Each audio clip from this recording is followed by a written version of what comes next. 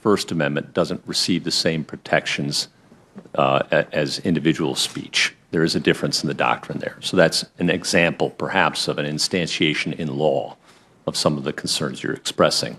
Another instantiation or example to me is antitrust law, the Sherman Act, passed by this body and interpreted by the Supreme Court over many years now, trust-busting era stuff. And and it does try to keep competition as an important value in our legal system. So let me elaborate a little bit on that point, because you have said that before in your decisions in the antitrust realm, that competition is an important value that judges should bear in mind as they're interpreting antitrust law and antitrust precedent. And I agree with you. I think it absolutely is. I think you also said that innovation is another such value, and I agree with you on that, too. My concern is that this Supreme Court right now, at least the Republican-appointed majority recently, particularly the Citizens United group, seems to not admit the possibility that the similar kinds of concentration of power that destroy competition and innovation in the economic market can also take place in the political marketplace and can destroy competition and innovation in the political marketplace. Do you see that principle, that there could be a point where political power is so concentrated that it in effect is crushing the opposition rather than allowing free competition, as a potentiality that the court should bear in mind as it makes its decisions? And Senator, here I think of Buckley again, and its recognition that corruption and the appearance of corruption are legitimate interests that Congress can pursue in legislation. And that is an example of, I think, the principle you're talking about, which Citizens United also speaks of. It says there the record before it didn't satisfy the court that Congress's legislation in that particular case had established a case of corruption. I understand you disagree with that, but it did recognize that corruption in its appearance remains area where Congress may legislate in the future.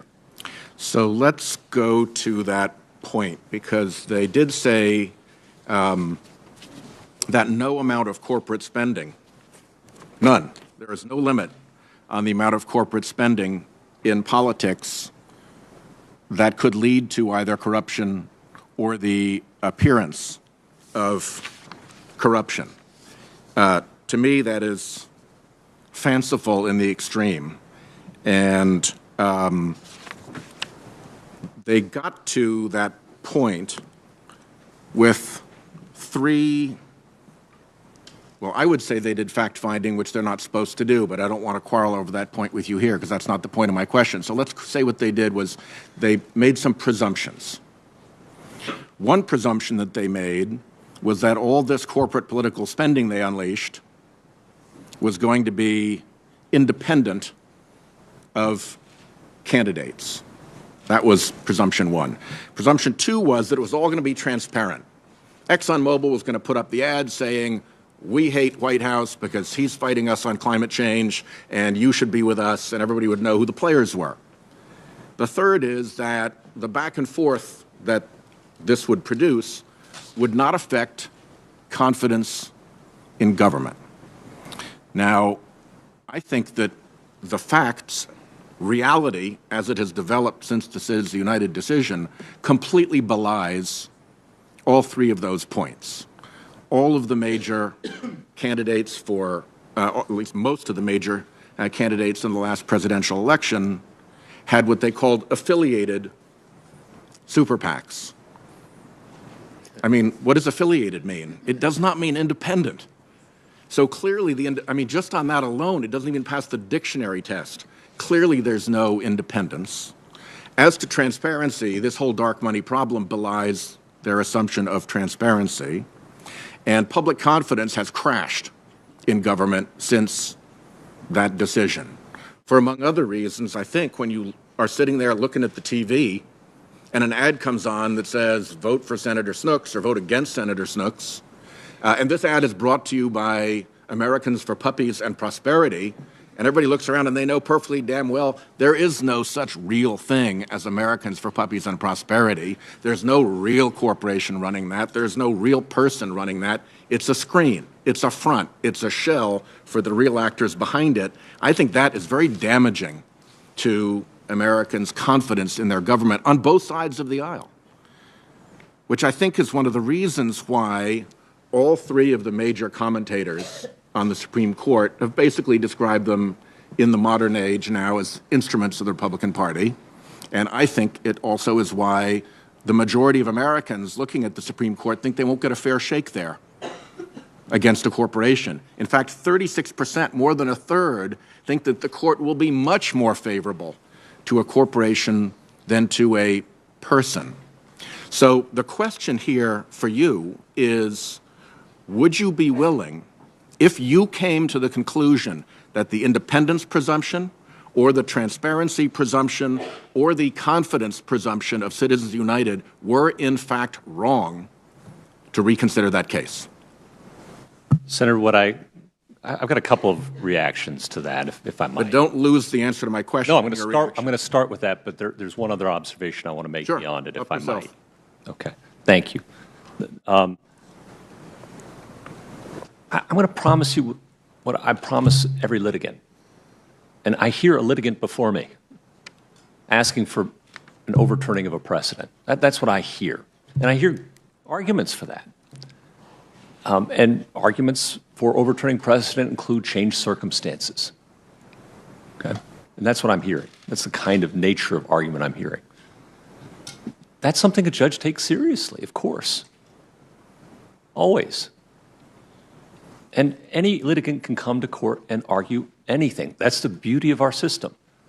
I will follow the law of judicial precedent in this area and every other area put to me. I will make no promise for the result in any case. That's not what judges do. We listen to the cases put to us. And for the record, it's not what I want you to do. What I want you to do is to tell me that if the proper decision is that this was so wrongly decided it should be reversed, you'd be willing to go there based on proper judicial decision-making. I will follow the law of judicial precedent in this and every other area, Senators, my promise to you. The other thing I would say that I would like to say is two other things. One is there's room for not just further litigation, Senator, but legislation in all of these areas. If there are changed circumstances that Congress observes, it's free not just to bring a lawsuit, but to pass a bill on any of these areas. And finally, Senator, may I just finish? You finish, but then let me come back to that. Of course. The last thing I want to say is I'm distressed to hear you think that judges or the Supreme Court is an organ of a party. That to me is just, I know you feel that way. And that distresses me. It distresses me too. And I just don't. Quite a lot. I just don't see judging that way. And I don't see our rule of law that way. I don't see Republican judges and I don't see Democrat judges. I see judges. And Senator, I think the rule of law in this country works. And it works so well that to speak like that diminishes what we have. And it is, for me, a failure to appreciate the beauty of our system, that we resolve hundreds of thousands of cases a year, almost always unanimously as judges, that the disputes are limited to a fraction of a fraction of a fraction of a percent, and that once we resolve them through the dispute process of litigation and we have precedent, that settles that problem and we can move on to the next one. It's a miraculous system, really. In my time that remains, which is getting briefer and briefer, let me make 2 points. One, on the 10th Circuit, I don't believe you hardly ever have party line decisions made by your court. We looked, and I count only 2 in the entire time you've been on the court. I really appreciate you pointing that out. Thank you. It's a very different world where you are. When you get to the Supreme Court, now we have these 5 to 4 decisions that I pointed out, and it's 6 to 0, one party over the other party's interests at the polls. It's 16-0 corporate interests versus human interests in litigation. There is a point where it becomes reasonable to discern a pattern, and I see a pattern and it distresses me. Now, the point that I wanted to get back to, I've got 2 minutes left, was your question about Congress can do this. Congress can rewrite these laws. Congress can demand disclosure. Here's the problem. In the same way that a small competitor can be crushed by a dominant business in the economic market, once you let certain political interests achieve the kind of dominance that Citizens United has let them get, they can start to exert disproportionate control over Congress. And now Congress can't do that any longer because there's no longer a fair playing field. If the court can rebuild a fair and competitive playing field, then maybe we can do something about it. But to say to Congress that you should solve this while at the same time the court has put Congress in a position where it can't solve it because the unlimited power and the secret money of these interests is such a powerful and pernicious effect, is something that I'd like you at least to be thinking about as a point if you get to that court. I hope you will take that sincerely. You are quite expert in antitrust law. You understand that principle in the economic sphere. I urge you to consider that Citizens United has caused that to happen in the political sphere. And with that, my time has expired.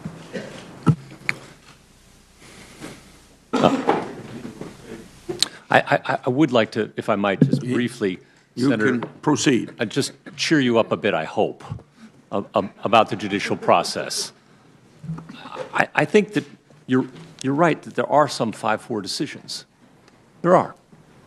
But what that overlooks, I think, Senator, are some facts that I shared, I hope, with the American people yesterday.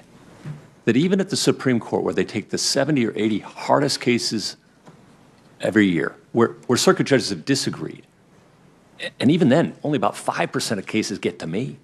So we're talking about a fraction of 1% of the cases, that they're unanimous with 9 justices appointed by 5 different presidents 40% of the time. It's a remarkable thing. Look, I'm proud of it. I understand proud that, of it. and I get it. But what we have as a right is to have the Supreme Court make a fair decision in every case. I agree. Not just 99% of them, but all of them. And I think these 5-4 decisions are a problem. You said earlier that sometimes, I think I'm quoting you correctly, sometimes big corporations can capture an agency.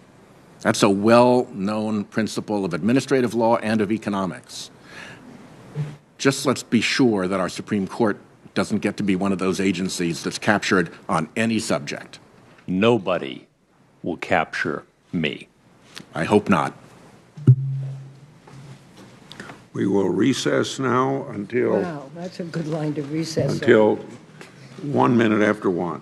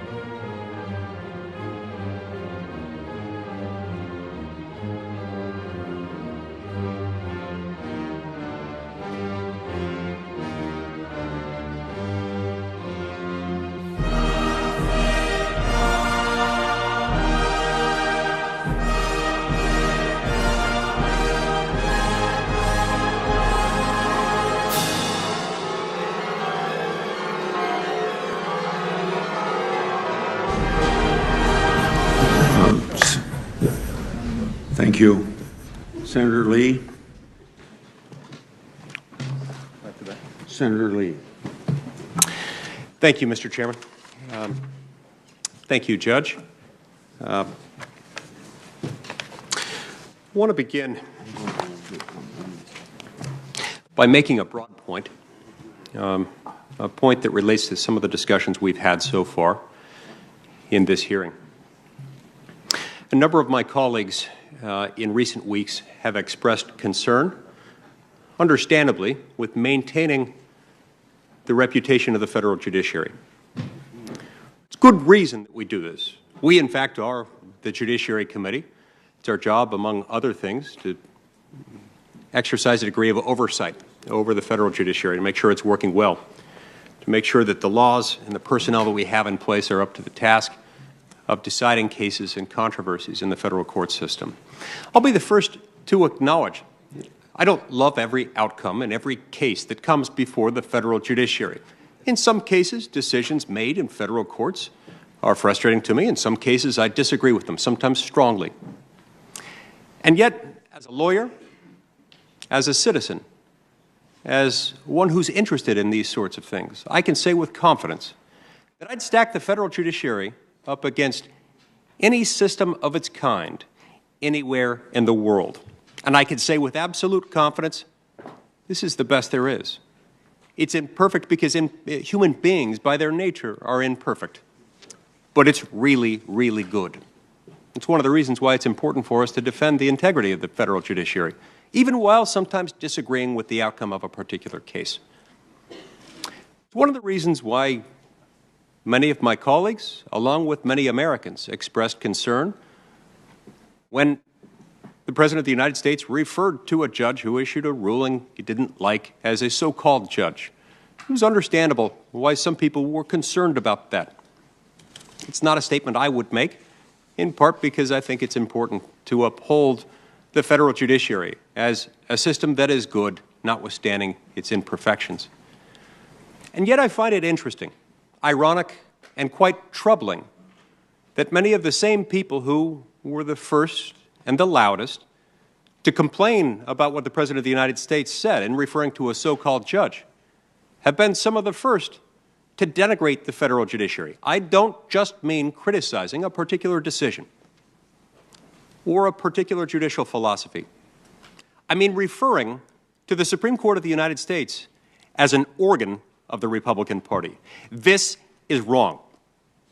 This is not the kind of statement that should ever flow from the mouth of a United States senator, from a member of the Judiciary Committee, from a citizen who loves this country and wants to make sure that our federal judiciary remains an institution that is revered and respected, although its decisions might from time to time be less than perfect.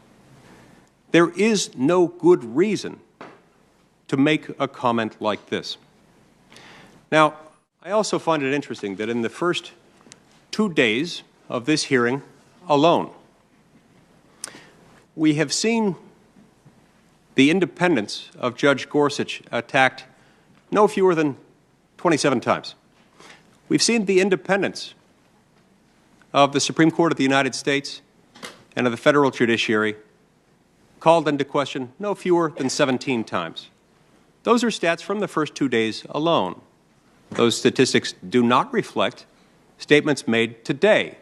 One could argue that those statistics may well have doubled by today. They have certainly increased substantially, and I find that troubling. I certainly find that something that we ought not be aspiring to. What we ought to be aspiring to is talking about how we can improve the federal judiciary, talking about the highest ideals of our system. That doesn't mean we all have to express agreement, not with this nominee or any opinions that this nominee may have written, or even this nominee's judicial philosophy. But it does, I think, mean that we ought to identify disagreement as disagreement, genuine disagreement when we see it, rather than impugning the character of individual jurists or the credibility of the federal judiciary as a whole. I think the American people have been asked time and time again to settle for this. I don't think it's time for them to settle. I think it's time for them to expect more.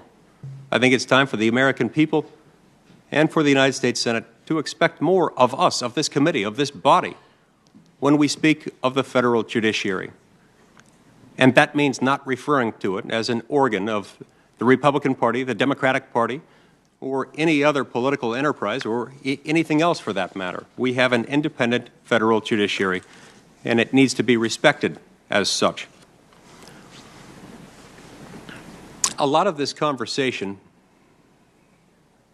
is somewhat ironic in the sense that a lot of the criticism against the federal judiciary is perhaps, I wonder, a bit misguided. It's true that we should all be concerned about the excessive accumulation of power in the hands of the few. There was no concern that weighed more heavily upon the founding generation, upon the founding fathers as they convened in Philadelphia in that hot, fateful summer of 1787. They were concerned about what would happen if too much power were accumulated in the hands of the few.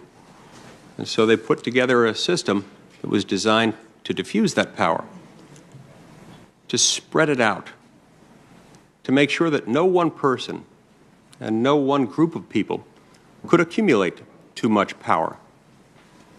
What we've seen over recent decades is power reaccumulating. One way of putting it is that power has been taken away from the American people in 2 steps. First, as it's been moved from the American people at the state and local level to Washington.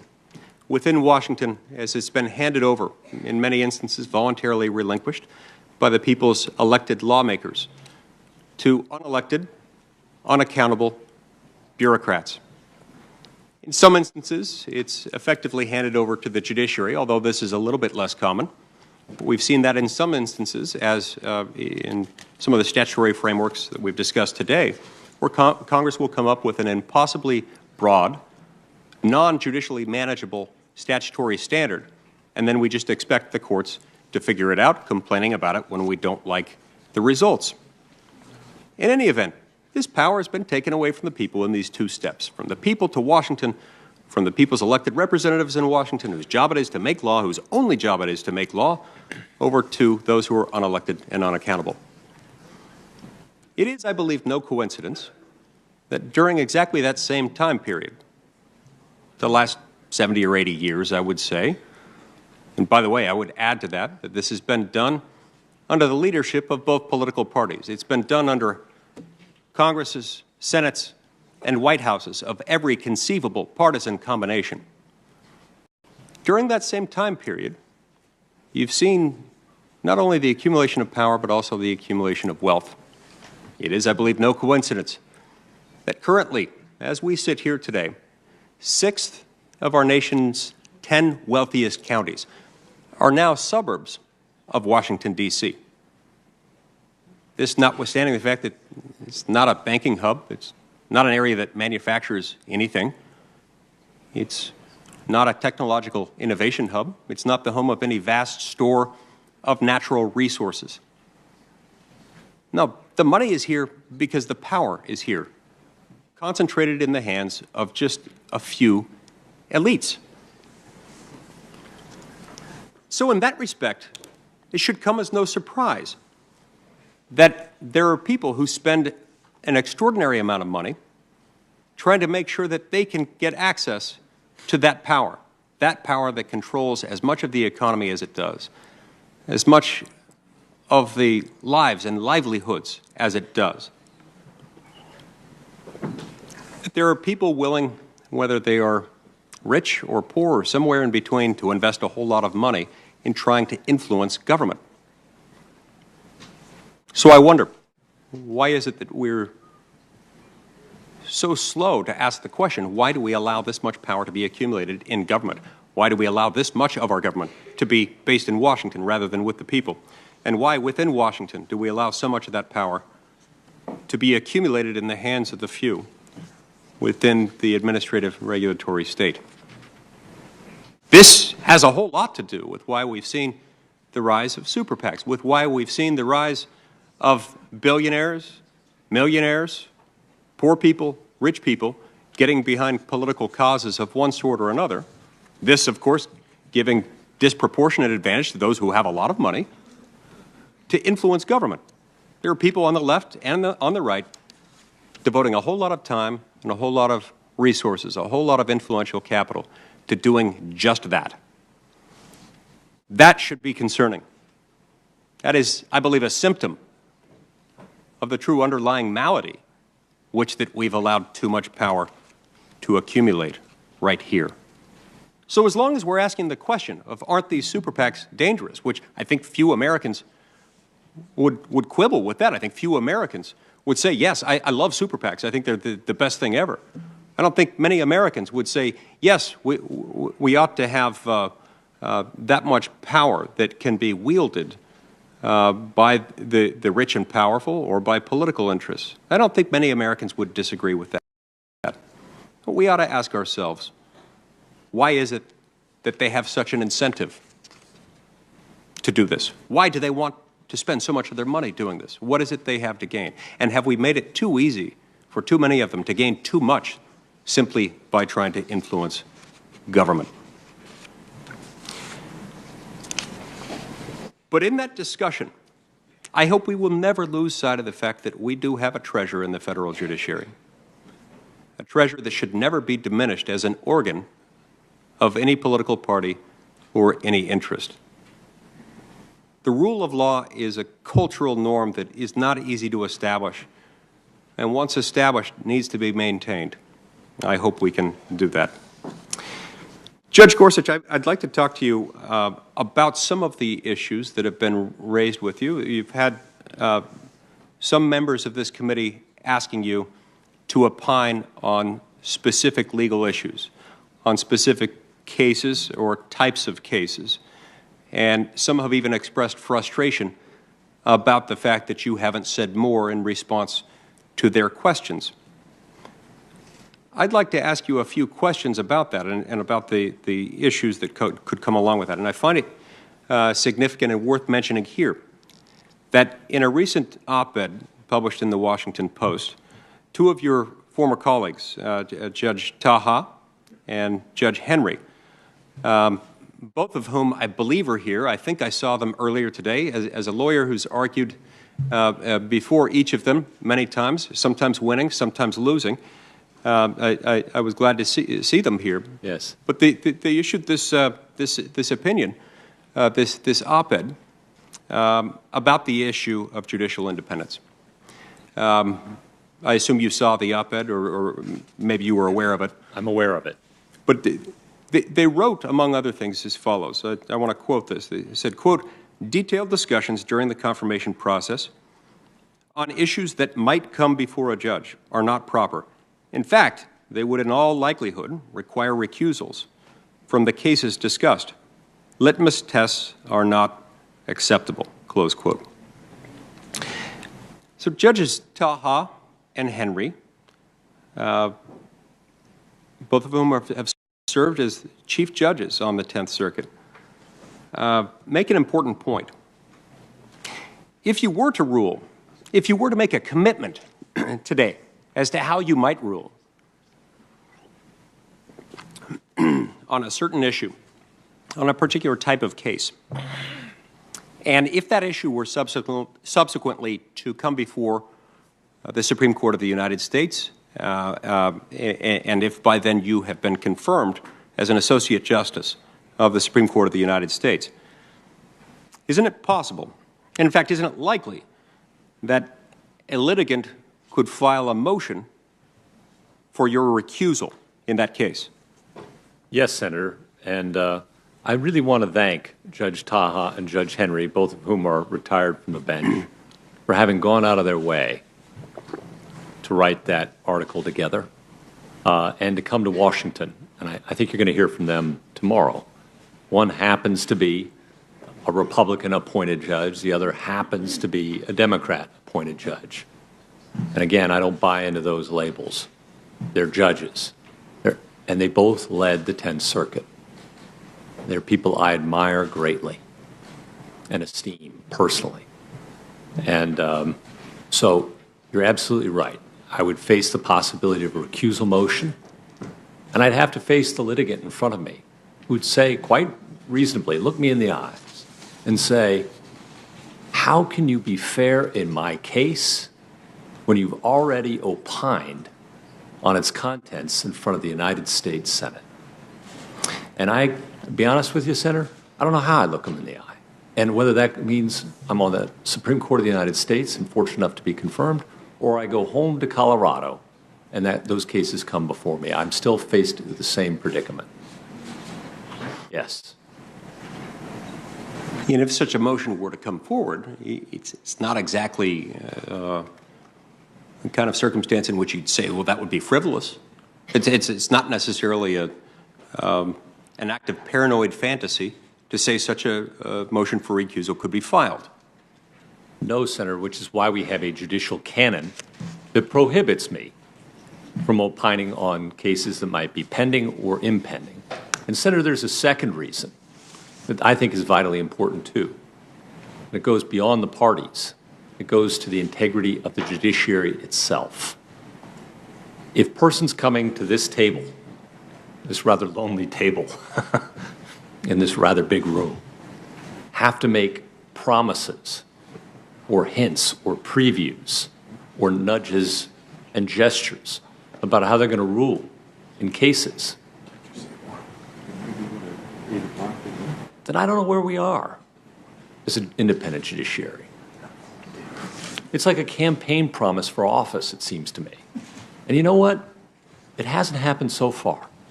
The precedent in this area is strong. And I admire it. I've looked back. I'm no expert. I haven't read every jot and note. But Justice Ginsburg, Justice O'Connor, Justice Souter, Justice Scalia, all of them declined to offer hints and previews. And, Senator, I'm not going to be the first judge to come to this table and break that tradition and compromise the integrity of the independent judiciary. So that tradition, while strong, like any chain, could be damaged, could be undone by its weakest link. That's right. You don't want to be that link. I'm not going to be that link, whatever happens to me. And if, in fact, answering questions that you shouldn't answer could trigger a motion for your recusal, and if a motion for recusal that might be filed as a result of your answering such a question would not necessarily be frivolous, might end up having to be granted, that could create additional opportunities for mischief, and that people could deliberately plant questions directly posit questions, demanding that you answer them as a condition of your moving forward in this committee, questions themselves that could result in your non-participation in a particular case, thus opening this process up for manipulating that process and undermining the integrity of them both. Would that be an accurate characterization? Would I be crazy to suggest that? Senator, I should hope that's never any person's motive. And I'm not suggesting that it is any person's motive in this case. What I am saying is that if we weaken that link, that could easily become the motive, given what we know would likely be the outcomes. That would be, I think, a poor day for the United States courts. One of my colleagues criticized your opinion in Longhorn Services Company versus Perez. So I went back and looked at that case. Here's what happened in essence. Longhorn, the company involved in the case, prepares wells for fracking by lowering a metal platform over the well, inserting piping through the platform, and pumping contaminants into the well. OSHA came to inspect the well and cited the company for a couple of reasons. The company ended up challenging OSHA, and the company prevailed on one of its claims, and it lost on one of the other claims. I think it's significant that when the accusation is being made, that this somehow reflects a determination on your part or a bias on your part to favor the big guy and rule against the little guy. That's misguided. It's wrong in this case for two independent reasons. First and foremost, there is no bigger big guy than the federal government. There is no stronger Goliath than this government. It's not to suggest that its intentions are malicious. It's only to suggest that this is a formidable foe. I don't think it would ever be fair to say that someone litigating against the federal government is anything other than the little guy, especially whereas here it's not as if the business were a giant corporation known by all people. Secondly, there were two claims at issue in this case. Only one of them was one upon which the business entity prevailed. I see my time has expired, and as I would always do before your court, I will stop talking once my time has expired. Thank you, Judge. Thank you, Senator. Thank you, Senator Lee. Now, Senator Klobuchar. Thank you very much, Mr. Chairman. Good day again, Judge. I really had promised I was going to start with antitrust, but the real world has intervened again, as it does very often. And so I'm going to lead off asking about the case that was decided today by the Supreme Court. And let me start by saying I care a lot about this issue of kids with disabilities. When my daughter was born, she couldn't swallow, and for a year and a half she was fed. All right, folks, so we're going to switch over to the press briefing. We already have feed for it, so we'll go back to this in case it's still happening after the Sean Spicer presser. It's set to start in exactly 5 minutes or a little bit more, so we're switching over to the White House press briefing. Thank you very much.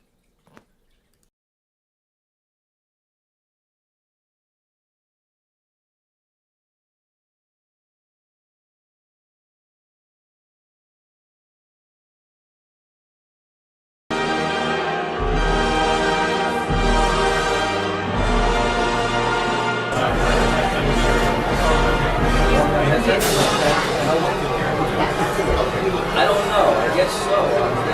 Cold turkey, then I'll go next to your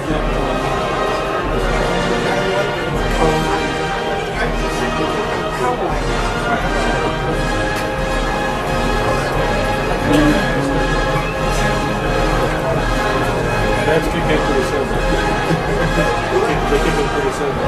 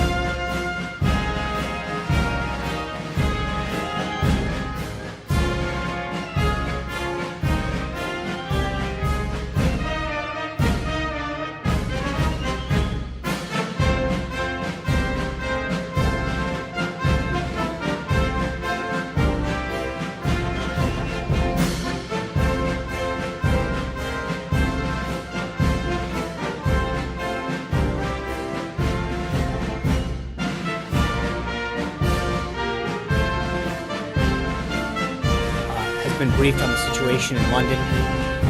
He just spoke to Prime Minister May, and we'll have a readout on that situation and that call soon. We obviously condemn today's attack in Westminster, which the United Kingdom is treating as an act of terrorism. And we applaud the quick response that the British police readout of the President's call with the Prime Minister.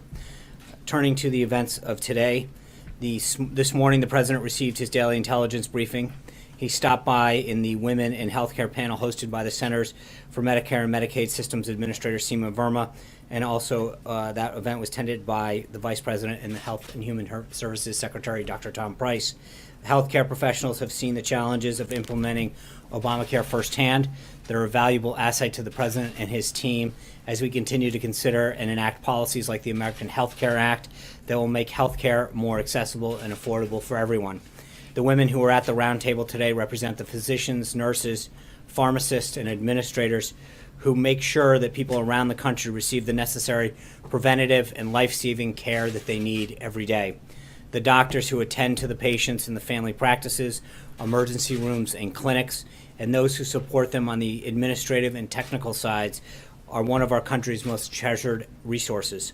With the passage of the American Health Care Act and the rest of the President's health care reform agenda, everyone, regardless of their financial situation, will be able to take full advantage of this resource. That's why at last count, over 40 major associations have expressed their support for the American Health Care Act, with several of them, including the U.S. Chamber, the National Federation of Independent Businesses, and just today, the National Taxpayers Union, calling it a key vote. Following his appearance at the panel, the President and his Legislative Affairs team hosted several members of the House of Representatives for another meeting on the American Health Care Act. The President acknowledged, as he has before, that the AHCA is only one step in the larger process of fixing the broken healthcare system created by Obamacare, but it's an essential first step. Undoing and fixing all of the misguided policies is going to require a holistic, multi-step process.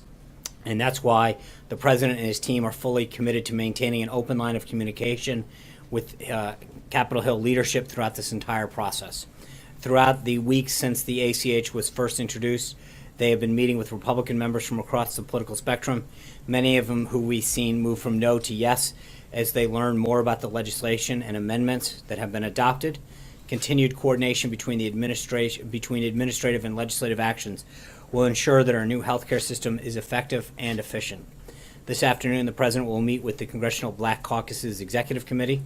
The President has brought in and will continue to hear from representatives of all interests as he continues to note that he is the President of all Americans. Diversity makes our nation strong, and it also means that we don't necessarily agree on every policy item, but that we continue to have a dialogue towards productive policies that help America move forward. The President looks forward to discussing the CBC's policy priorities and finding ways that they can work together where those priorities align. This evening, the President will have dinner with Secretary of State Tillerson. Today, at the State Department, Secretary Tillerson hosted the foreign ministers and senior leaders of the global coalition working to defeat ISIS for the first meeting of the full coalition of 68 members since December of 2014. This meeting follows up on the Defense Ministerial Secretary Mattis hosted last month in Brussels. The coalition is united in the fight against ISIS, and this meeting seeks to accelerate international efforts to defeat ISIS in the remaining areas it holds in Iraq and Syria, while maximizing pressure on its branches, affiliates, and networks. This meeting is part of our whole-of-government approach to defeating ISIS. The Trump administration will use all of the tools of national power in coordination with our international powers to cut off ISIS's funding, expand intelligence sharing, and deny ISIS geographic and online safe havens. Also today over on the Hill, Judge Gorsuch, in his second day of questioning by the Senate Judiciary Committee, during his nearly 12 hours of questioning yesterday, now at least I know how someone else feels, the judge continued to prove himself an enormously qualified jurist that Americans will all be proud to see on the Supreme Court. It's not surprising that Senate Democrats are failing to gain traction for any of their pot shots and opposition to Judge Gorsuch. There's simply not enough politicizing in the Senate Democrats can do to hide the fact that Judge Gorsuch is an immensely qualified and thoughtful jurist with a lifelong dedication to our Constitution.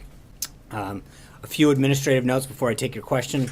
Last night, we formally announced that the President will travel to Brussels for the May 25th meeting of NATO heads of state and government.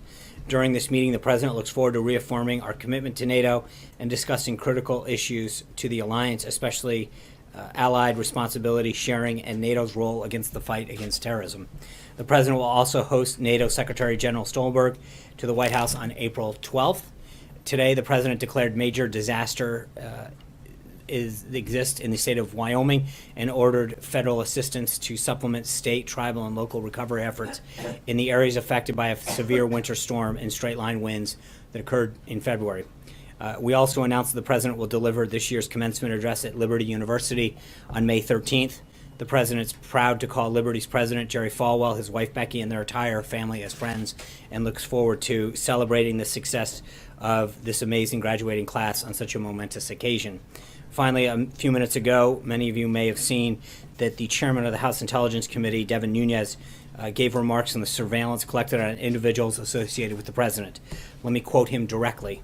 Quote, I recently confirmed that on numerous occasions, the intelligence community incidentally collected information about U.S. citizens involved in the Trump transition. Details about U.S. persons associated with the incoming administration, details with little or no apparent foreign intelligence value, were widely disseminated in the intelligence community reporting. And third, I have confirmed that additional names of Trump transition team members were unmasked. And fourth, and finally, I want to be clear, none of this surveillance was related to Russia or the investigation of Russian activities or the Trump team. My understanding is that Chairman Nunes is coming to the White House later to brief the President on this development, and we will have a readout for that meeting once it occurs. With that, I'd be glad to take your questions. Mara. Two questions, one on Nunes and then healthcare. Is your understanding that this, none of these unmasked names were leaked? I don't know. I literally read the statement or heard the statement, came out and briefed it. It was wrapping up as we were beginning this. Okay. Today, in the pool spray, the President said, keep your doctor, keep your plan. Didn't work out that way. You didn't get your doctor, you don't get your plan. This is one of the reasons we have to repeal Obamacare. Is the President assuring people who currently like their plan or like their doctor that under the American Health Care Act they can keep their doctor and their plan? Well, that's the hope. And what I mean by that is not to be cute, but last time they were promised something that didn't turn out. I can't promise something that a doctor stays in a plan or a plan stays there. But that's a bit different. We understand that we're letting market forces come into play here. Competition. Doctors can change what insurances they take. Plans can come in and out of markets. What I think we can be assured of is a couple things. One is that currently, under Obamacare, premiums are set to continue to skyrocket. We've seen an average of 25%. We've noted before in Arizona they've gone up 116%. I think there's no question that the additional competition and amendments that have been brought into this discussion will help lower the trajectory of that, number one. Number two is I think that there's going to see greater choice. So I think those are the things that we're willing to talk about being part of this plan, because you can't. Where they erred last time is went out and made promises that they couldn't keep. And I think that one of the problems that they did is that they tried to suppress market forces and competition, and instead of lowering costs and increasing choice, which is what they sought to do, it did the opposite. So that's where this is headed, and I think that's important. John. Thanks a lot, Sean. On the AHCA, Mark Meadows, who appears to be a firm no in terms of his opposition to the replacement bill, said that 25 members of the Freedom Caucus are opposed to this replacement bill. Do you dispute those numbers? I'm not going to share our whip count. I know we saw Lou Barletta, who was a hard no, come out and say he's yes. Steve King, I believe, had been a no. He's a yes. Member by member, we're seeing tremendous support flow in our direction, and the count keeps getting stronger for us. So I'm not going to start to get into yes or no's, but I would just say that, former Congressman Mulvaney, now director of OMB Mulvaney, who is a leader in that caucus, has been a very strong advocate of this policy. As you know, he's been up on the Hill talking to his former colleagues, assuring them of the effort and why the process has to go the way it does. But I'm optimistic in the sense of what we're seeing and the trajectory that this is going and the number of votes that are flowing our way, not the other way. And on that confirmation hearing for Judge Neil Gorsuch, I have not seen any Democrat come out in support of Judge Gorsuch just yet. Do you anticipate that you'll get Democratic support on this particular nomination? I hope and believe so. I think that there have been several that have been spoken very positively. I think he's been extremely impressive throughout this confirmation process. And you've heard members, both in the Senate, on the committee, and then a lot of outside voices comment on how well he's done, how qualified he is. And I think it's tough for anybody to say that he's not immensely qualified for this position. Alexis.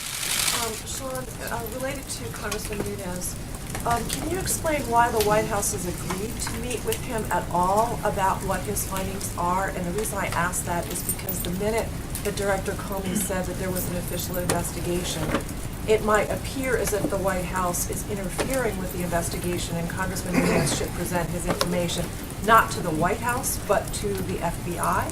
So why is anyone here at the White House agreeing to meet with him about his findings? We'll have a readout for you after that meeting. I think he did this press conference.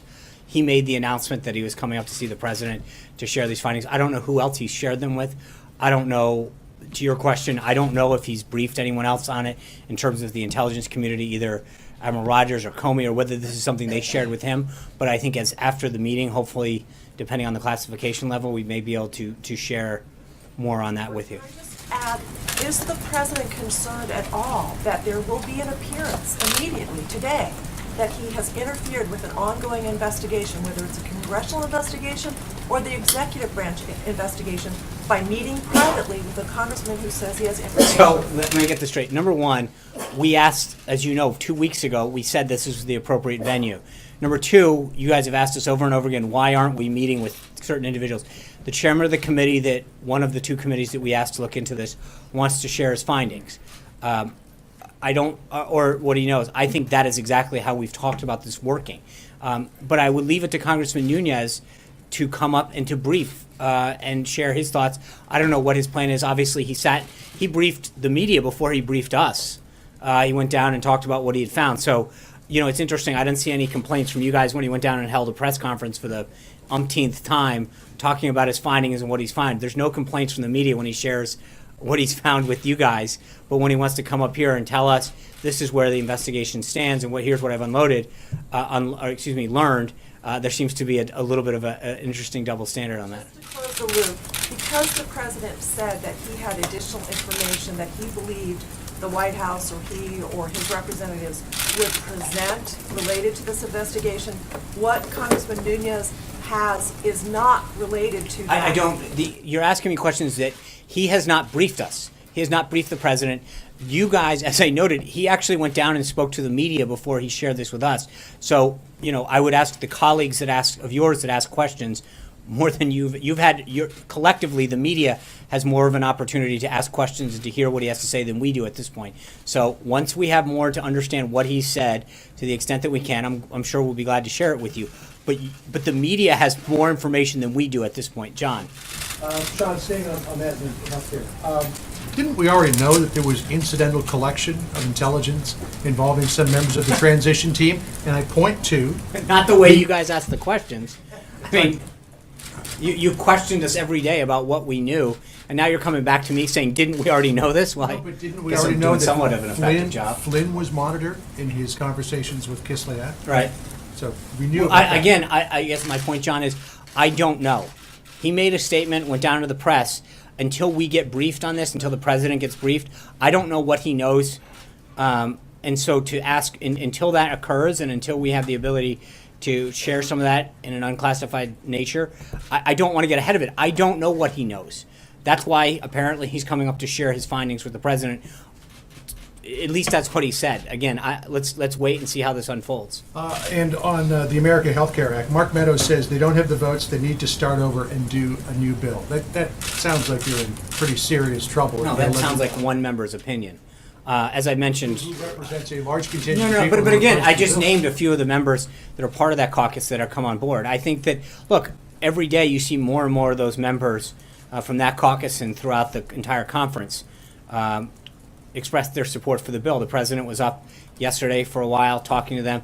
We've had members in. The vice president's been actively engaged. Mick Mulvaney, Reince Priebus, Mark Short, and Rick Dearborn, who lead our Leg Affairs team. These guys have been flooding the Hill. They've been on the phone and having meetings with them. There's been a series of members up here all day. I think the trajectory is going very well for us. And Heritage Action says you can easily fix this bill simply by removing the regulatory framework, the tax credits, and all of that, and you'll get massive buy-in from conservatives. But can you do that? There's certain constraints that we have in the reconciliation process. And, for those who are steeped in the arcane rules of the Senate, there's a thing called the Byrd Rule. And it does not allow policy to be created. It has to do with the budgetary nature of that vehicle to get that's sustainable at 50 votes. Right now, there are certain things that I think a lot of people would like, but that will not potentially get ruled in order by the Senate parliamentarian. So I understand what people want, but I think that we have created a vehicle to get this done. This is the only way that we will repeal and replace Obamacare. And again, I think people have to recognize that there is a three-step process to doing this. This is exactly how the Democrats enacted it, and this is exactly how we will unwind it and implement a much better system. That's it, plain and simple. Margaret. Sean, I know you can't get ahead of Nunes, but what he said was incidental legal surveillance using a FISA warrant, which would So that's not, he didn't, I don't believe he said FISA warrant. He did. Did he? Okay. He did. And that's why I'm asking this question, which is, does the Trump administration have the presumption that foreign leaders or foreign nationals will not be surveilled when they are in contact with No, Trump? Again, as I said, I don't want to start talking or guessing what he may say or may not say or explain this. I think that we will have more information, or I hope to have more information, once the president is briefed, and to find out, what else has gone on in terms of additional information on this. But I do think it is a starting revelation, and there's a lot of questions that need to get asked. I think it's interesting. All of the questions are in the presumptive negative towards us, as opposed to, why was this taking place? Why were people surveilled? Ostensibly they were involved in the campaign. Because it's not. No. The question is the question. What was your presumption that foreign nationals? Well, no. It's not a presumption. Actually, I'm not the one.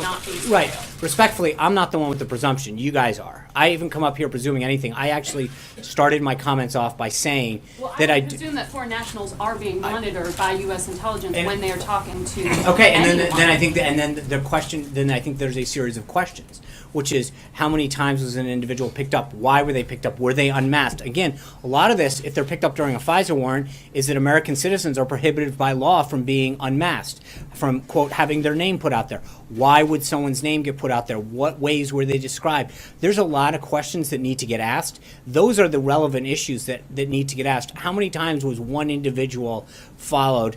Did their name get unmasked, and why? But there's a lot of things that need to get followed up on. We're not at that position yet, as I've said now multiple times. The chairman's going to come up here, brief the president. I don't know to what extent and to what detail, but hopefully as we move forward, we will have more. Is this what you've been, because you've said there's more information to come, Is this what I you don't were know. gesturing towards? I don't know. For the 8th time, we don't know what he's going to come up here and explain and share. And until that happens, for me to talk about where we think this is headed, again, we're not in the business of trying to get to this point yet. We say this is what they have. We've asked that the investigation be conducted and that people gather up information. What they have and to what extent, we'll know soon. April. Sean, I have a series of questions on the topic. Gwen Carr, the mother of Eric Garner, met with an official here at the White House yesterday. She's looking for fairness and justice in her son's case. What should we expect to come out of that meeting with this White House official? Should there be a push to make sure that there is an indictment of the police officers? That's a Department of Justice question, and I think that for us to get involved in a specific case would be highly inappropriate in terms of trying to guess what the outcome of a case should be. Well, along that line, the official, according to Ms. Carr, reached out to the Department of Justice, the Civil Rights Division, had the wrong number, called another department that had the right number. Now, in previous administrations, to include the Obama administration and other administrations, the Department of Justice had limited the numbers of people to call over to the Department of Justice.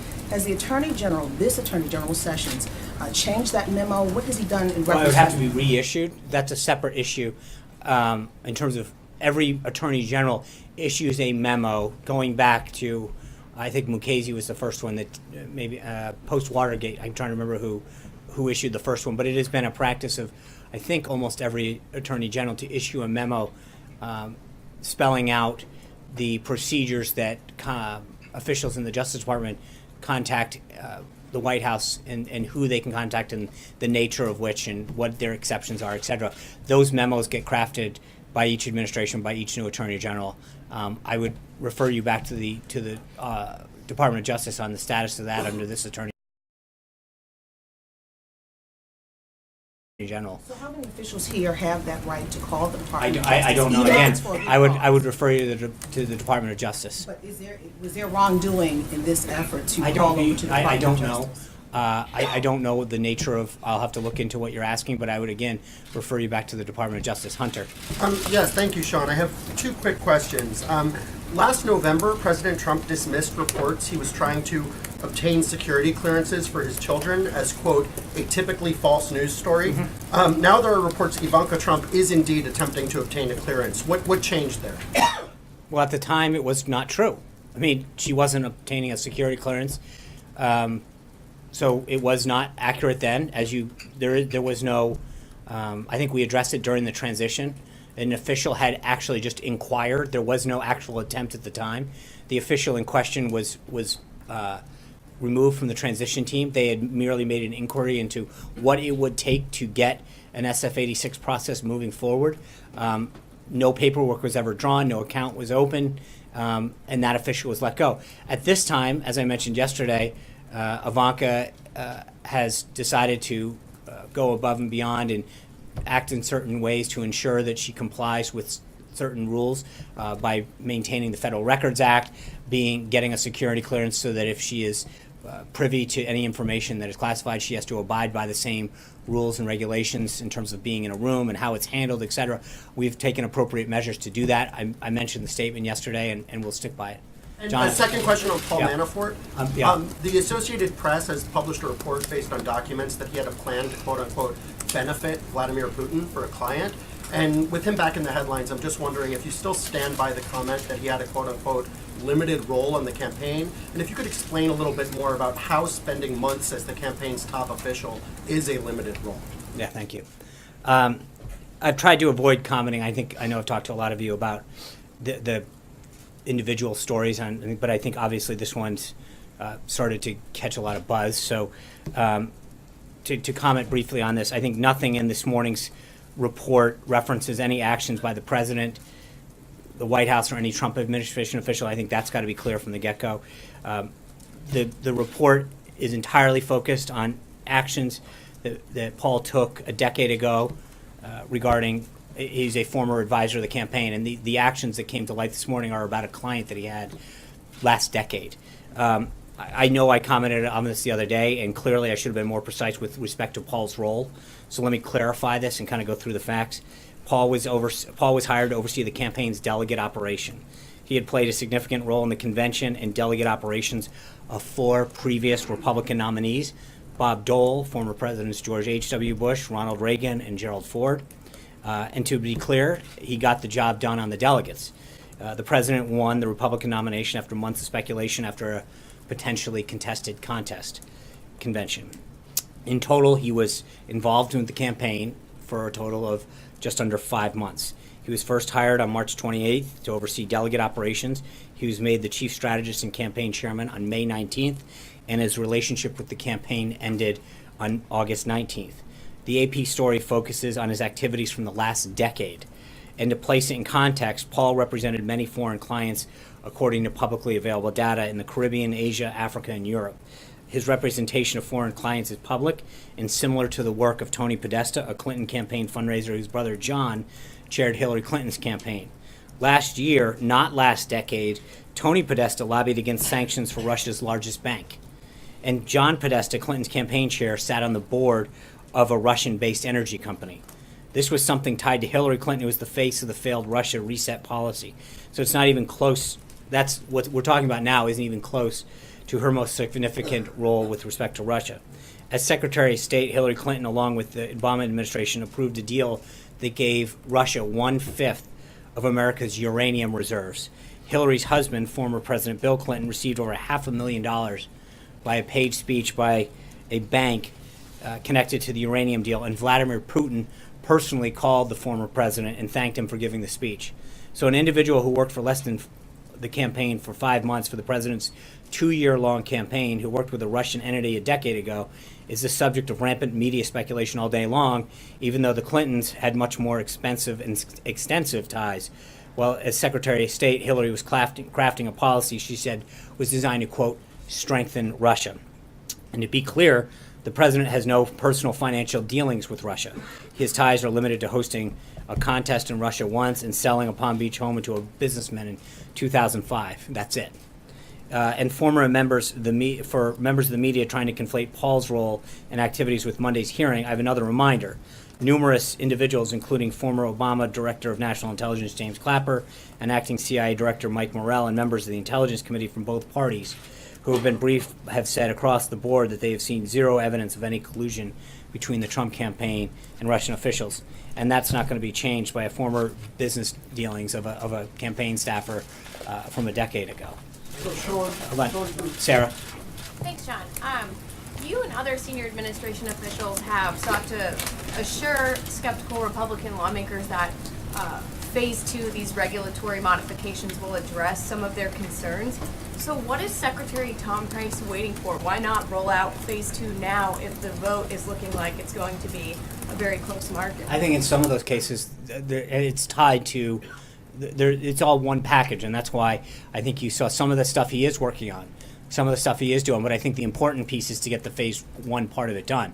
He has assured them and talked to them about the different administrative actions. Again, part of this is sequencing. I mean, as the same way that in Obamacare, they didn't just have Kathleen Sebelius then go out and start implementing things. They passed the bill first through the reconciliation process, got that done, then she did the administrative piece.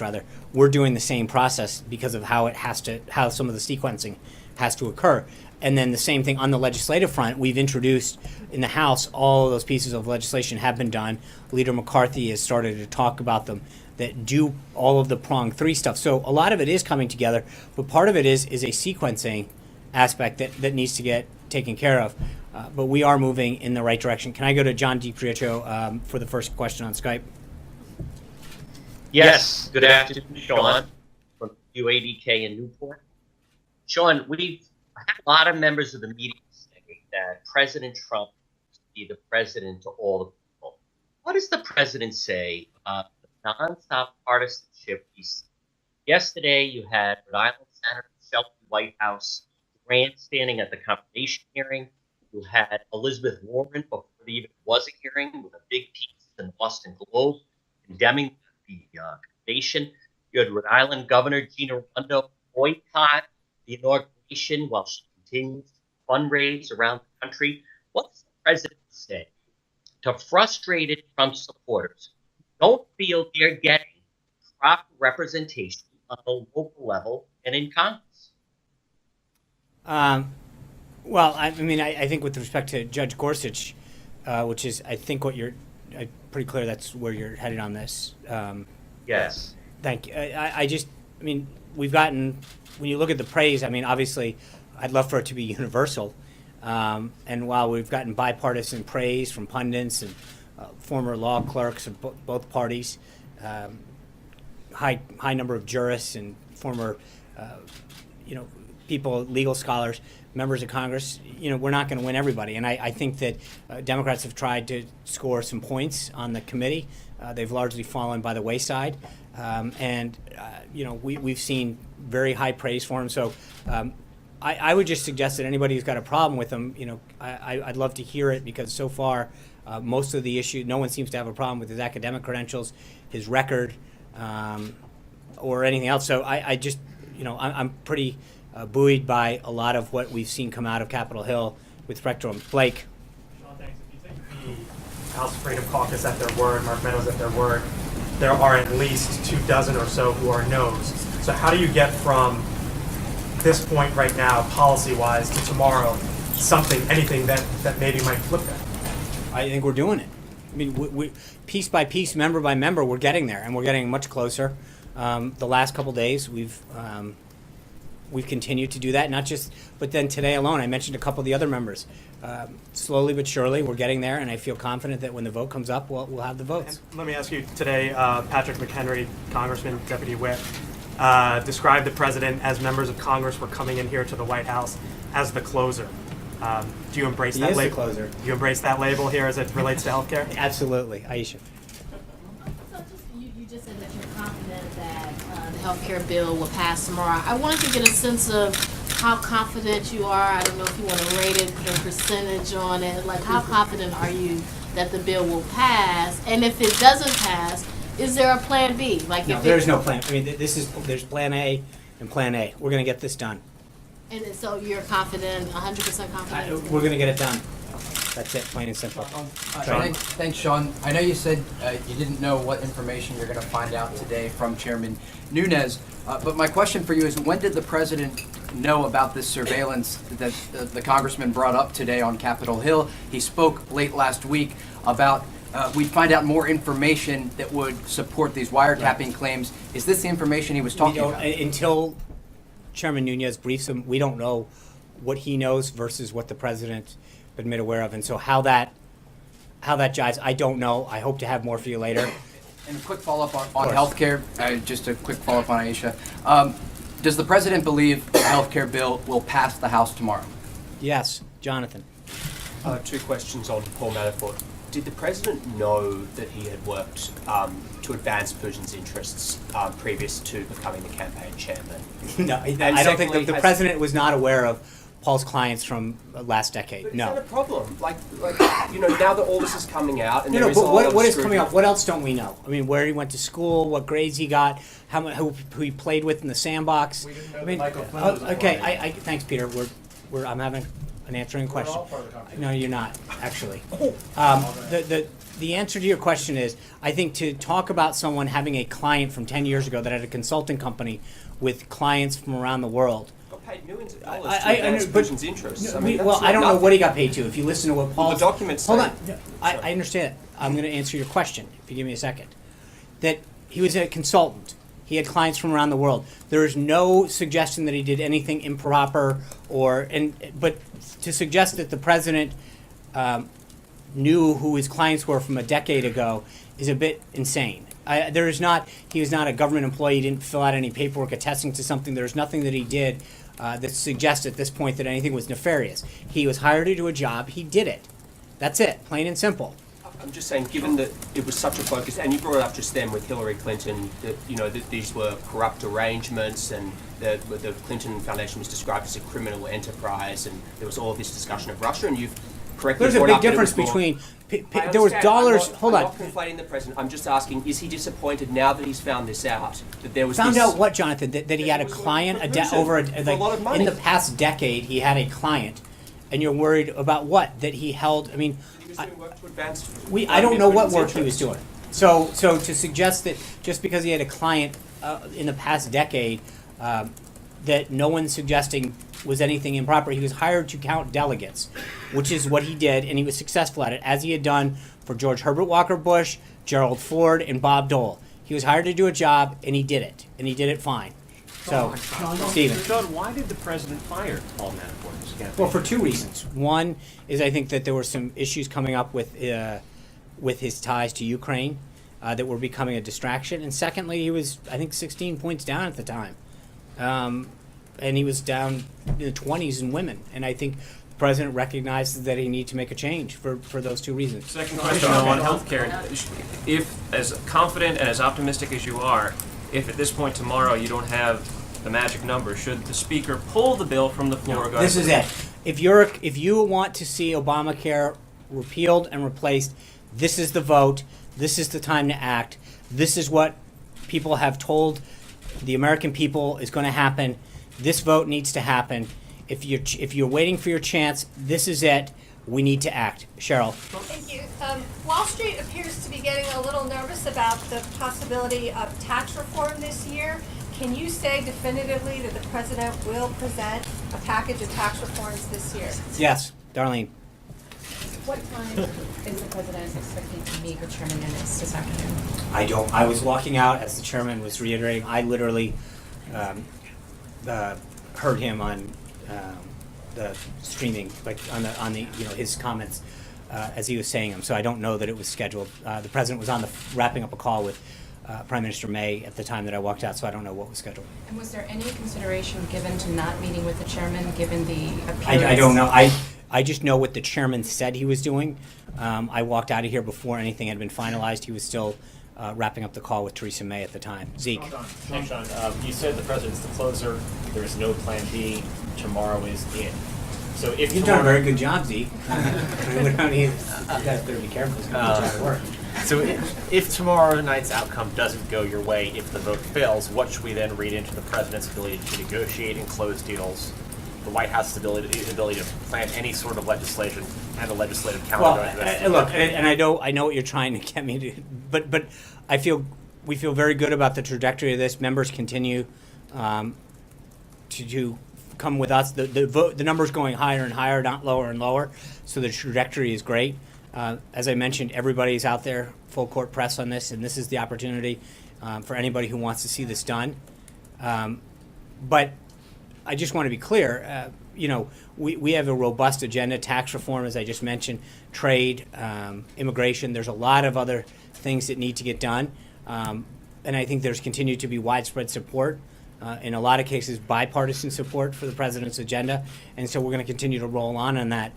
But we feel very good about where we are now. Mark. I was going to ask, in terms of after the vote tomorrow night, for those Republicans who decide to not support the White House, what kind of relationship, any change in the relationship, would they see going forward? Would they expect to see it maybe a primary challenge later on, or is this one of those things where they can vote their conscience if they really believe this isn't the bill? I think we believe that this is a great opportunity to achieve the principles that we laid out to the American people. We're not looking. This is not. The president made clear yesterday when he visited with the conference. He's not there to threaten them. He's there to explain the political landscape to them and to explain that I think that when you keep your promise, no matter what business you're in, you tend to be rewarded by whether it's your customers, your friends, your family, your voters. That Washington for too long has suffered a deficit of trust, and that we made very clear to the American people, if you gave us this opportunity and this honor to govern, that we would get certain things done, and this was at the top of that list. And this bill represents the best chance of repealing and replacing Obamacare and instilling a patient-centric healthcare system that increases choice and lowers costs, and that this is the only train leaving the station. Jonathan. Thank you, Sean. I felt that you were going to. Okay, do you want to take a breath? Sure. Sean, would then candidate Donald Trump have hired Paul Manafort to such an important and prominent position in his campaign if he had known that he had a $10 million contract with somebody so close to Vladimir Putin to, quote, greatly benefit the Putin government? If he had known that, would he have hired him? I don't know. I don't want to. Paul was hired, as I said, to count delegates. That's why he was brought in, as he had been for George W. Bush, Gerald Ford, Bob Dole. He did his job. That's what he's there for. And run the campaign. He was chairman of the campaign. After what, May 19th or something. But again, I'm not going to. And to run the convention. I mean, you'll acknowledge it was a very prominent role. Yeah, but to as he had done for the other three, he had held very significant. Look, so again, you're basically saying, hey, the work that he did, he had a client a decade ago. Would he have? I don't know the answer to that. $10 million to promote the interests of Vladimir Putin. I don't. The answer to your question, I don't know. To look back right now and to say, if we knew now what we know then, would we have done things different? I don't know. That's a question that the president would have to weigh at the time. But he definitely didn't know. No, you're saying he didn't know. No, he did not know. Of course not. To suggest that, I mean, that's like you can think about how many people are involved in a campaign of some sort. And granted, in this campaign, it was run lean and mean. But to suggest that everybody knew everybody's background, did they pay their taxes? How much did they pay? What deductions did they take? Who did they work for in the price? He disclosed that. I mean, he didn't disclose work for what? That he had done on work behalf of an adversary of the United States. I'm not here to vouch for what he did or how. I don't know. But I'm just. I don't want to know, wouldn't he? Maybe not. I don't know what the circumstances were at the time, and I don't know what exactly worked. So for me to start to infer that what he did or did not do was anything improper is not appropriate at this time. I don't know what work he did. I know what he was hired to do, and he did his job. Shane. I want to ask Sean? about Paul Manafort here too. You're Okay. saying he wasn't. Are you saying he wasn't disappointed to learn in the last 24 hours? I don't know. I haven't asked the. Work for I don't know. No, because again, you're. I don't know because the story that came out this morning said that he had this client. Paul's put out a statement that suggests this is what he did. This is how he handled it. And you've all read the same. We have not spent a ton of time going to investigate what he did for that client a decade ago. Is the president I disappointed to learn that this really was have not once- discussed the president's with everything. I know what he's made very clear. He hired him to do a job. He did the job well. He got him over the finish line. On August 19th, he was let go of the campaign for the reasons that I mentioned. Can you say if Paul Manafort played any role with the hiring of any people in the federal government after the election? Not to my knowledge at all. John. Thank you, Sean. Going back to the American Health Care Act, there was always nervousness that moving too quickly on it would leave some very dangerous points in the details. Several publications, including Sarah's, reported today that as a result of a change of a few words, veterans who benefited from a program called Veterans Affairs or had the option of getting tax credits would now get neither under the new legislation, and that 7 million veterans would be cost health care. Is the administration following this and is urging Congress to do anything about it? Most veterans get their health care either through TRICARE or through Medicare if they're over 65 or a combination thereof. Correct? And this is, well, but there's two programs. One is the Veterans Affairs program, and the other is the option, this is under the current law, to have tax credits. And my understanding, again, from Sarah's publication this morning and several others, is that 7 million veterans could possibly lose both under this program. Yeah, I'd have to follow up with you. I'm not aware of any modifications to TRICARE in particular that would have that effect. So, Kristen. Sean, thanks. On Monday, the president accused former President Obama and Democrats of rushing through the health care law, jamming it through, when in fact they actually debated it for about a year. This health care law was rolled out about 15 days ago. So don't you run the risk of rushing this through, of not giving it enough time for public debate? I think Republicans have talked about repealing and replacing Obamacare since 2010. We've campaigned on it in every election since. The principles that are in a lot of these have been very public for a long time. But you just rolled out the specifics, Sean. You just rolled out And the it's gone actual through 3 plan. committees, 2 of which had unanimous Republican support. The other, I understand that, but we're working it through the process. This was something the president campaigned on, told the American people it would be his top priority. Republicans who ran for the House and Senate said that it would be a top priority. It's something that they've talked about for 7 years, Kristen. So to suggest that we're rushing anything, I think we've done this very, very, very deliberately and very responsibly to make sure that people could read it. So again, with all due respect to the folks who tackled this in the past, we actually put the bill online, let everyone in the entire world read it, didn't jam it through, and to quote former Speaker Pelosi, say, if you want to read the bill, wait till we pass it. We actually let the American people in the entire world read what was in it, watch the process occur, and I think that is a much more open and transparent process. Let me just ask you a quick question about the terror attack. You said that the president's been briefed. He also spoke with Prime Minister Theresa May. Can you give us any more information about who may have been behind it? And should Americans have any concern? No, Are there it would be any highly security irresponsible at changes this that they point. should expect I know to see? the British government is investigating this as an act of terrorism at this moment. So for me to sort of get out and ahead of, I know our Homeland Security team and our National Security team are in contact with them. Secretary Tillerson's issued a statement, as has Homeland Security Secretary Kelly. So we are continuing to monitor the situation. We're in touch with officials in the British government. As I mentioned, as I was walking out here, the president was finishing up a call with Prime Minister May, and so we'll try to have an additional readout to you to the extent that that's possible. But we're going to provide the assistance we can to the British government to help get to the bottom of this. At this time, it would be highly irresponsible for us to get out in front of British officials. Charlie. You mentioned that there is no Plan B, that Plan A is the only vehicle, the only train leaving the station, I believe you said.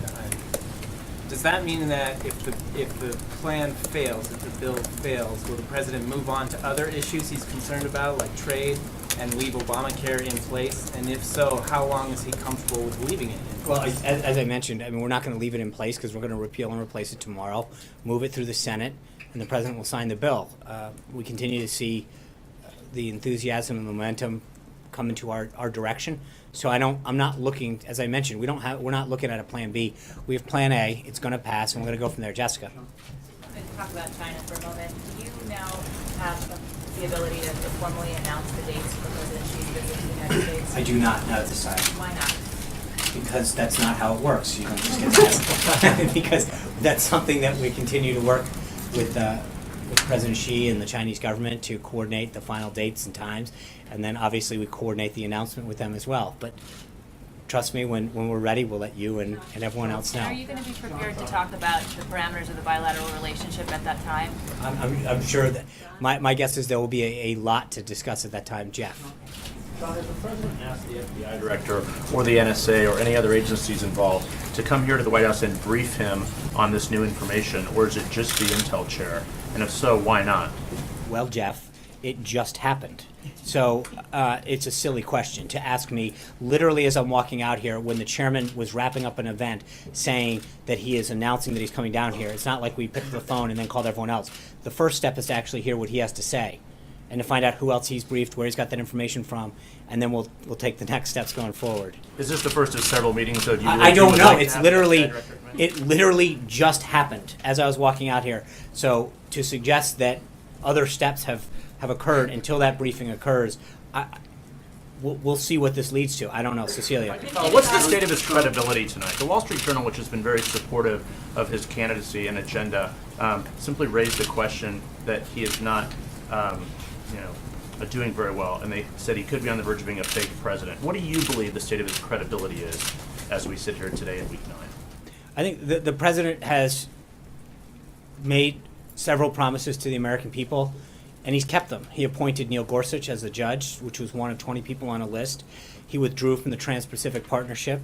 He established a 5-year lobbying ban and a foreign ban on lifetime, which is all what he said he was going to do. He said he was going to cut regulations, and he did that. He said he was going to start to bring back jobs. He did that. He said that he was going to start to pay real attention and respect taxpayers, bringing down costs. He's already done that. He's backed a plan to repeal and replace Obamacare. We've talked about it ad nauseum. He's talked about putting forth a budget that puts defense first. He did that. He took action on Dakota and Keystone Pipeline. He did that. I think when it comes to the president making promises to the American people and keeping them, he's got a pretty high record of doing it. Sean, if I can ask you about the conversation we've been having about Paul Manafort, but not specific to Paul Manafort. When Michael Flynn's name came up at the time, having not registered as a foreign agent, there was a lot of focus on the vetting process that goes into individuals. Back then you said, we trust people to fill out the appropriate forms that they need to.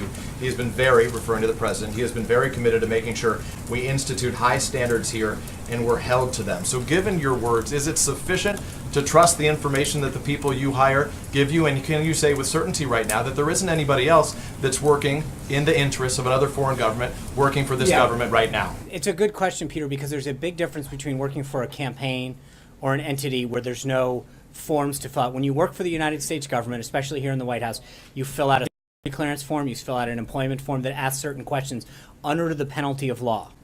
Those questions, hold on. Flynn still got through, I guess. No, well, but again, he filled out forms under the penalty of law. I don't know what was on his forms or what not was on his forms. Remember, what the president let him go for was not being truthful to the vice president, not necessarily for what was on a form, which I do not know what he filled out or did not fill out. If somebody fills out a form here, an SF-86, their security clearance form, or another employment document, and lies on that form or misleads, then they're going to face the penalty of law on that. That's a big difference between saying when someone was hired on a campaign or another entity that they should disclose everything in their past, whether or not they, who their clients were, what. But again, I mean, if someone presented a resume and it was faulty, sure, I think that if that was as you recall, there was another person during the transition that was named to a position that was discussed as not being truthful with some of their works. We let them go. That was people write things, they have jobs, they describe themselves in certain ways, And every time that I'm aware of that we've had an incident where someone has not been forthright and truthful, we've let them go.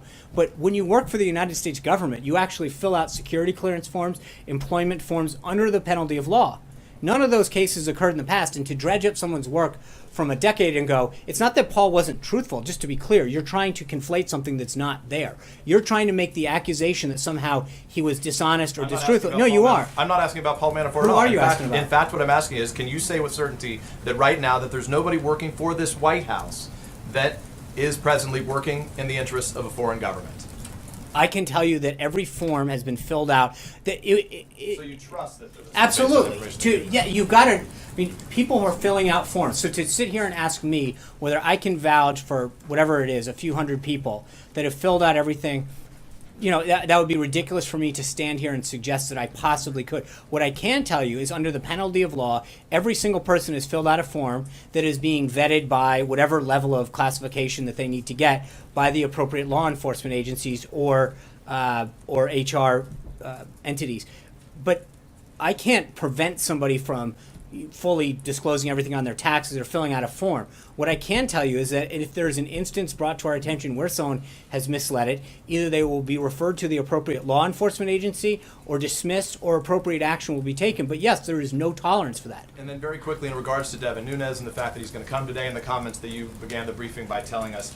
On March 4th, the president tweeted, "How low has President Obama gone to tap my phones during the very sacred election process? This is Nixon Watergate, bad or sick guy." Does the president stand by his statement that President Obama is a bad or sick guy? I think the president's tweets stand for themselves. So We've he talked thinks about he's a that. bad or Hold sick guy. on. I'm going to answer the question. Okay, thanks. Well, you said it stood for itself. I know. I think the president's tweets speak for themselves. As for the rest of the tweets, let's see, as we've mentioned before, how this process evolves and what information we can further gather out. Sean? Thanks, Sean. On the executive order on energy independence, that's been delayed for several weeks now. Can you Hold on. How do you? Why would it be delayed? We never announced something. Well, your office said that it was going to be released several weeks ago. It wasn't, and then there were reports consequently that said it would be released, and it hasn't been. So can you give us? I don't. With all due respect, I don't believe I ever announced that that was scheduled to come out.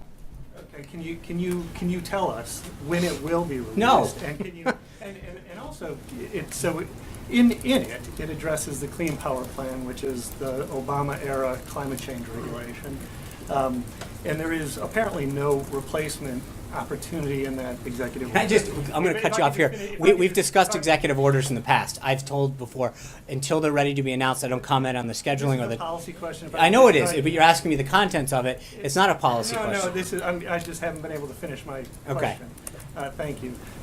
So apparently there's no replacement for it. That is the answer to a Supreme Court ruling in 2007. Does the administration feel that it is legally bound to regulate greenhouse gases? Let's wait and see what the executive order says or doesn't say. I don't want to get into. I understand the question. I'm not getting ahead of this at this point. Sean, will President Trump hold a news conference on the attack, and also on his upcoming travel? Do you have any guidance on other rallies that he may have? Because that's where he sends his message out to the American people, including social media. He sends his message out in a lot of ways. I would, if there are rallies, then I would refer you to the campaign website to get updates there. As for future press conferences, stay tuned on when the next one's going to be. Sean, when you learn that the members of the president's team may have been in contact with someone who the intelligence community and a federal judge has deemed to be a little bit dodgy, does that give you any pause at all? Who are you referring to? The people who are subject to the FISA order. So I'm sorry, can you rephrase the question? It's a reference to Nunes. Members of the president's team, whether it's the transition or the campaign, are said to have been in contact, been picked up by, when they were in contact with someone who was the subject of a FISA order. Does that give you any pause at all? I don't know. Given the things that you haven't known before about Manafort and Flynn, etc. Not until we know further details. I think to get ahead of what we suggest, what we know. Until we know what the chairman's going to brief him on. For me to suggest what he is going to reveal to him about whom and when and how would be inappropriate at this point to comment on. I'm going to go to Elizabeth Crisp out of Baton Rouge, Louisiana. Hi, Sean. Thanks. Last year, Louisiana suffered one of the worst flooding disasters in our nation's history. Today, thousands of people remain displaced and communities are struggling to rebuild. With support from the Obama administration, the state received about $1.6 billion in flood assistance through the CDBG program. The state's seeking $2 billion more federal aid, and our governor has asked for President Trump's support. So my question is twofold. What is the Trump administration's position exactly on the federal government's role in long-term disaster recovery efforts? And also, can Louisiana count on this administration's support for additional flood recovery assistance? Thanks, Elizabeth. I believe the process works such that the governor makes a request to FEMA. FEMA then puts it through the process. I'm not aware of what the request is or where it stands in the process, and I'd refer you back to FEMA on that. This is actually aid separate from FEMA. Okay. It's the long-term part. Okay, so I know that the budget that was just presented allows for substantial funding for humanitarian assistance, including disaster, refugee program funding in priority areas. I think at this point, the budget process has just kicked off, and we will now, begin the process of working with Congress on watching them draft a budget and talk about our priorities and where they go forward. The president will have a full budget out in May, and so that would be an appropriate time to do that. But I would refer you back to the governor at this point and figure out where that stands in the process. Cecilia? Can you say today with certainty that Paul Manafort never tried to pressure or encourage the campaign to take on a more pro-Russia position on any issues? Not that I'm aware of. I can't. But there's nothing that suggests that was the case. And on Nunes, from what you know about what he has said so far, is the White House viewing this in any way as vindication on the president's wiretapping tweets? I would refer you to his comments specifically. Until we know what he's going to brief the president on, I don't want to have to get ahead of this. I think, obviously, the suggestion that he made that people were what they call unmasked, meaning that an American citizen who's caught up in a surveillance has, by rule of law, has their name protected. The idea that individuals' names were unmasked and let known raises serious questions. Why was that name unmasked? What was the intention of doing that? There's a lot of questions that I think his statement raises, and I hope that we can continue to get to the bottom of. But right now, we're not there yet. I think that there are a series of questions that need to get answered as to what happened, why it happened, and hopefully we will be able to share more with you going forward. Todd? Thanks, Ron. On the border wall, the president's budget blueprint calls for a couple of dozen lawyers who are going to be dedicated to acquiring land. And I think people are wondering just how aggressive the eminent domain effort is going to be and how that squares with respect for private property rights. As I recall, during the Bush administration, similar efforts were undertaken to secure the appropriate property that would be where a fence or a wall in this case would be. So this is nothing new. This is the government doing what it has to do to protect its borders. I think there's nobody in America, and I dare say the world, that didn't believe that the president was committed to building a wall. And I think that we're going to take the steps necessary to fulfill that promise to make sure that we have to. So I know that the steps are starting to take both in terms of the funding and the administrative steps to see the president's vision fulfilled on this pledge that he made to the American people, and we'll go from there. Is there any update on how the wall will be financed? I think both the 2017 supplemental has some initial funding in it. The 2018 budget does, and has two.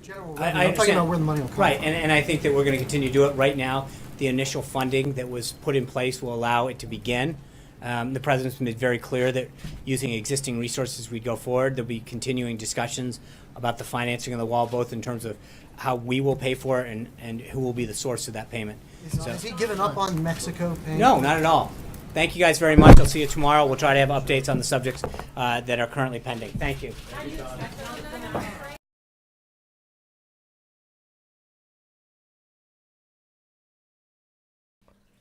All right, folks, thank you very much for joining us and choosing us as your stream of choice. If you are new to our community, hit that subscribe button. We stream all of the pressers, Senate confirmation hearings, Senate votes, President Donald Trump's stream, live events, and also rallies, all that stuff. We stream it all here live for you guys. So thank you very much for your support. Thank you to the moderators for coming out and keeping the chat clean and enjoyable for everyone. We are a troll-free chat, but we do encourage constructive criticism, people with other beliefs. And if you are not a supporter as of yet of President Trump, that's fine, as long as you come here in a constructive, in a formal, civil manner and talk about the issues. We are more than happy to respond. We're basically here to inform.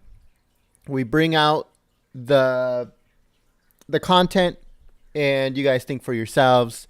We're not here to tell you how to think or how to come about different issues. We just present the information to you and hopefully you guys make the right decision, or you guys go and do a little bit more in-depth research for yourselves. Again, we're not here to tell you how to think. So we just stream the content and you guys let us know what you guys think. So if you're watching this after it's been uploaded, let us know what you guys think in the comment section below.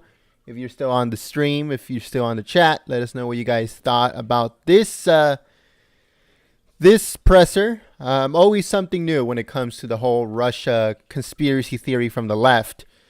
If it's not one thing, it's something else, and then they just stick on it like leeches. It's like parasites on something.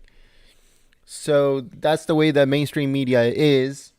They stick to certain things that come out every single day in order to keep the narrative alive. That's all they're doing. They're just keeping it alive. So we are going to stream the Gorsuch hearing in just a little bit. So we're going to shut down here. We're going to bring up the stream in like around 10 minutes. So if you want to watch that, check it out. And we'll be live then. Thank you very much, everyone. And like I said, don't forget to give this stream a thumbs up. And once it's uploaded, don't forget to share it. All that helps the channel immensely. And thank you very much to all those that use Super Chat. We appreciate it very much. It helps us out. And we hope to see you guys here tomorrow for another presser. But again, we're going to be streaming the Gorsuch confirmation hearing in just a little bit here live. Thank you very much. Peace.